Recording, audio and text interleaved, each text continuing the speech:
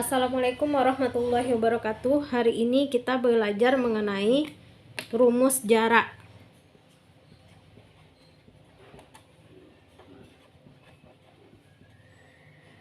Nah, rumus jarak yang akan kita pelajari hari ini adalah keterkaitan bagaimana cara kita mencari jarak dari beberapa titik menggunakan pendekatan teorema Pythagoras. Misalkan ada sumbu koordinat kartesiusnya, berarti yang mendatar ini sumbu X, yang vertikal disebut dengan sumbu Y. Misalkan ada sebuah titik di sini, kita namakan ini titik A. Kemudian dari titik A ini, jika kita ambil garis menuju sumbu X yang mendatar ini, kita kasih namanya di sini X1. Kemudian dari titik A ini kita ambil juga garis menuju sumbu Y, kita namakan ini dengan Y1. Kemudian ada lagi titik di sini. Kita kasih namanya titik B. Titik B ini jika kita ambil garis menuju sumbu X, maka bisa kita kasih namanya di sini X2. Dari titik B ini kita ambil juga garis menuju sumbu Y. Kita namakan ini dengan Y2. Untuk menamai sebuah titik pada sumbu koordinat kartesius, itu menamakan titik itu selalu dimulai dengan sumbu X, berarti X, Y, berarti titik X, Y. Sehingga untuk titik A ini bisa kita kasih namanya berarti X1, Y1. X1, Y1. Kemudian yang titik B ini, karena titik tadi dimulai dari penamaannya X, Y, berarti titik B X2, Y2. Untuk menentukan rumus jarak ini berarti bagaimanakah kita mengetahui jarak titik A menuju titik B? Jarak titik A ke B menuju titik B itu berarti kita mencari jalan tercepat bagaimana kita melangkah dari titik A menuju titik B. Manakah jalan tercepatnya? Berarti banyak jalan. Nah, sekarang pertanyaannya, untuk menemukan jarak ini kita hanya mengambil jarak atau langkah tercepat kita menuju titik A ke B. Bisa jadi kita berjalan dari A ini ke sini dulu baru ke B. Atau dari A ini putar ke sini, putar ke sini, putar ke sini. Atau ada lagi yang paling cepat untuk bisa sampai A ke B, kita ambil jalan pintas, berarti garis ini. Lebih cepat kita sampai dari titik A ke titik B. Itulah maksud dari jarak titik A ke B, berarti kita mencari jalan tercepat menuju A ke B. Kalau kita perhatikan, jika kita ambil garis dari A menuju B seperti ini seperti garis miring ini, berarti bisa kita ambil juga garis dari titik A ke sini, kemudian ke sini. Sehingga terbentuklah di situ segitiga siku-siku. Karena terbentuk segitiga siku-siku di sini, sehingga bisa kita gunakan teorema Pythagoras. Karena teorema Pythagoras itu syaratnya adanya segitiga siku-siku. Kemudian kedua ada di situ garis miringnya. Karena ada dia di sini sudut siku-siku di sini, otomatis yang AB ini disebut dengan sisi miringnya. Berarti langkah kita untuk menempatkan jarak AB, ingat lagi rumus dari Pythagoras itu adalah panjang kuadrat sisi miring sama dengan jumlah kuadrat sisi lainnya. Jadi panjang kuadrat dari sisi miring sama dengan jumlah kuadrat sisi yang lainnya. Berarti karena di sini sudut siku-siku, berarti sisi miringnya AB. Berarti mencari AB adalah AB kuadrat sama dengan, Berarti ini kemari. Berapa jarak dari ini kemari? Jarak ini kemari berarti X2 dikurang dengan X1. Kita kuadratkan. Panjang dari titik ini kemari. Ini kan X1. Ini X2. Berapa jarak ini kemari? Berarti itu X2 dikurang X1. Kita kuadratkan. Ditambah dengan ini titik B menuju ke sini. Berapa jarak dari ini kemari? Yang di atas tadi Y2, di bawah Y1. Berarti jarak ini adalah Y2 dikurang Y1. Kita kuadratkan. Karena rumus dari Pitagoras adalah panjang sisi miring dikuadratkan sama dengan jumlah kuadrat sisi yang lainnya. Berarti untuk mendapatkan AB, berarti kita akarkan yang di sebelahnya. Berarti X2 dikurang X1 dikuadratkan ditambah dengan Y2 dikurang Y1 dikuadratkan. Inilah rumus dari mencari jarak. Ini rumus mencari jarak. 2 titik. Langsung saja kepada contoh.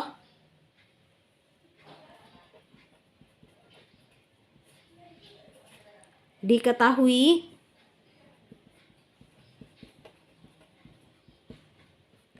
titik A 6,8, B 7, min 3, dan C min 1,0. Tentukan A jarak AB, B jarak BC. Berarti langkah jika ada soal seperti ini, yang pertama kita lihat dulu titik A-nya 6,8, titik B-nya 7, min 3 di sumbu koordinatnya, dan C titiknya adalah min 1,0. Tentukanlah jarak dari AB. Berarti untuk menentukan jarak dari AB, berarti kita lihat dulu titik yang pertama, titik A. Titik A berapa tadi? 6,8. Nah, untuk titik ini, kalau dalam koordinat kartesius, titik ini selalu dimulai dari X, Y. X, Y. Otomatis yang 6 ini disebut X1, yang 8 disebut dengan Y1. Kemudian karena yang ditanya jarak AB, berarti kita lihat lagi titik B. Titik B-nya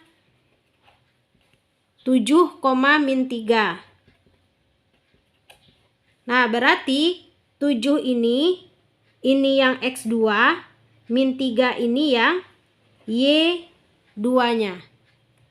Berarti tinggal kita masukkan ke rumus mencari jarak. Berarti jarak AB kita masukkan ke dalam rumus akar yang ini ya. X2 dikurang X1 dikuadratkan ditambah dengan Y2 dikurang Y1 kita kuadratkan. Nah, sekarang X2-nya siapa tadi? X2-nya adalah 7. Kita tulis ini 7 dikurang X1-nya siapa tadi? 6. Kita tulis 6 di sini. Dikuadratkan. Ditambah dengan Y2-nya berapa tadi?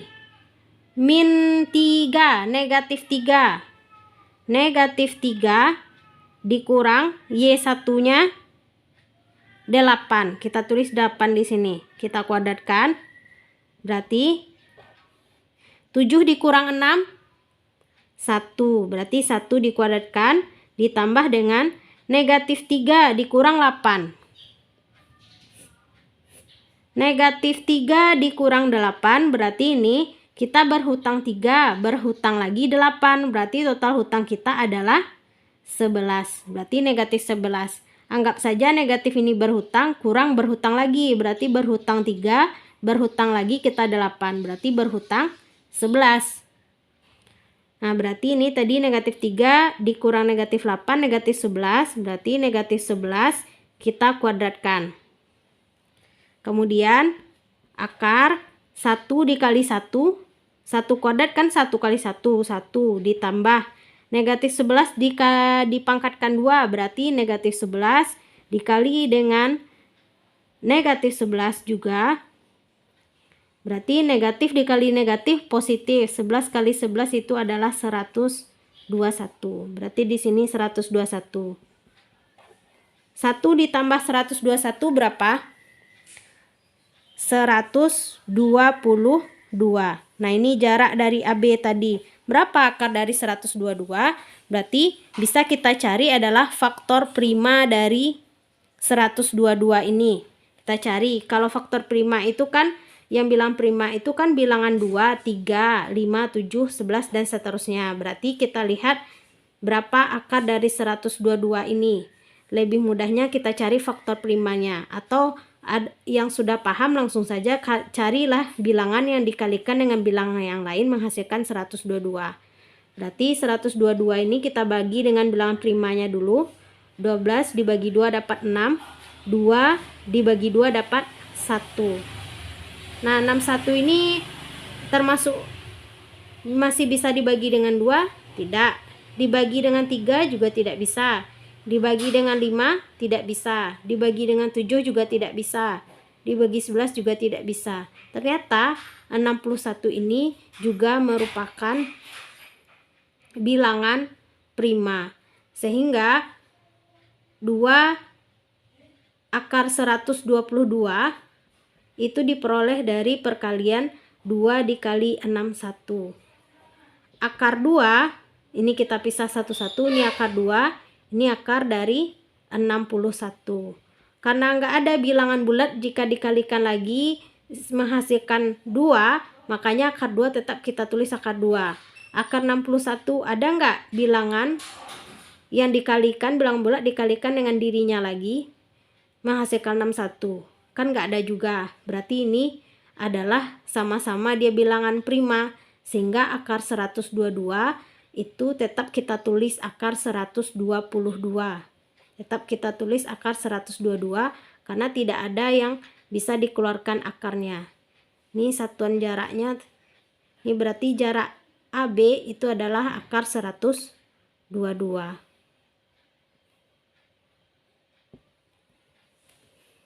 Berapa akar 122? Akar 100 saja.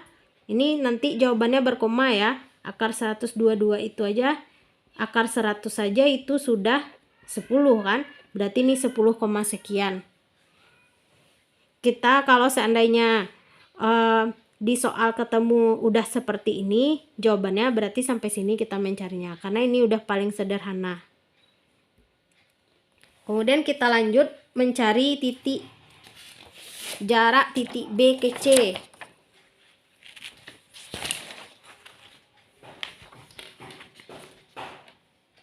Yang B kita cari. Yang B kan mencari jarak BC. Jarak BC. Bagaimana cara kita mencari jarak BC?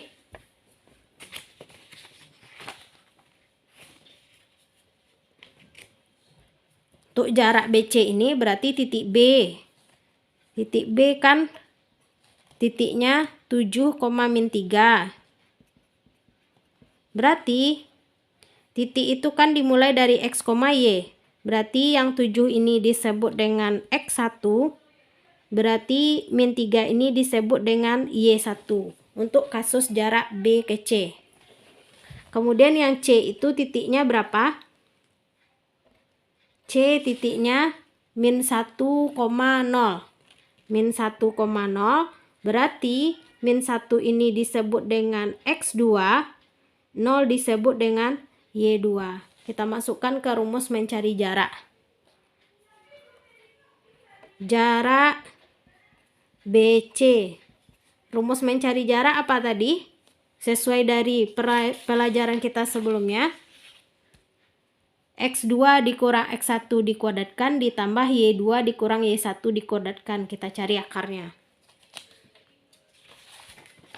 Berarti jarak BC X2 dikurang X1 dikuadratkan ditambah dengan Y2 dikurang Y1 kita kuadratkan.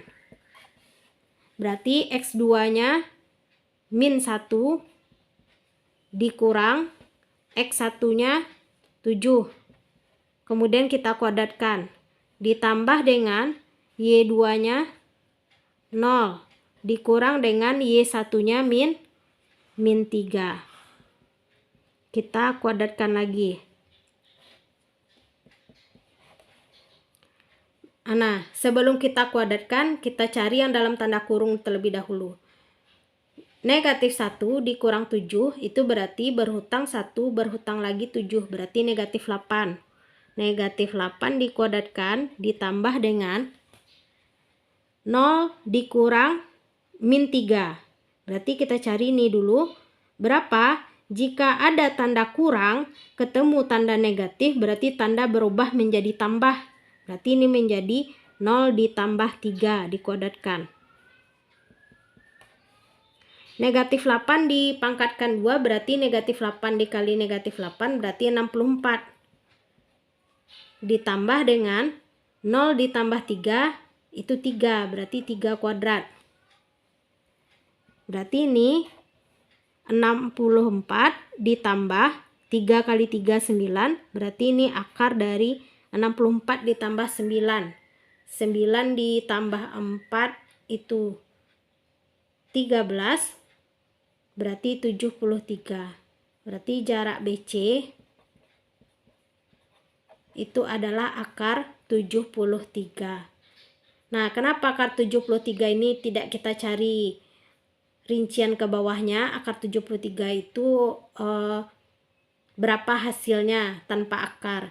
Kita lihat 73 ini merupakan faktor bilangan prima.